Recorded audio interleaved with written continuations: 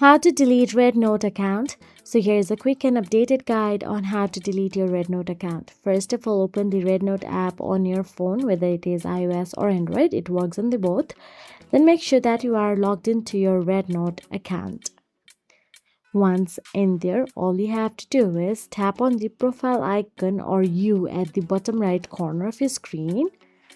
And once you tap on it, you'll be navigated to your profile section. Then once inside your profile section, all you have to do is simply tap on the gear icon or settings option available there.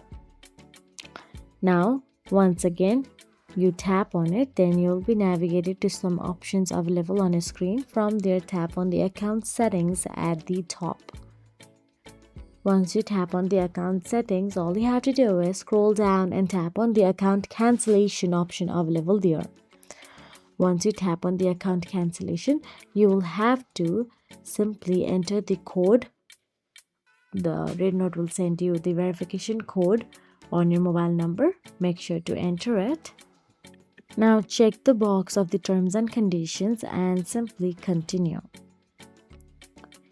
Then you will be asked the reason why you are deleting your account. Simply tap on the I have multiple accounts to avoid the questions and tap on the confirm.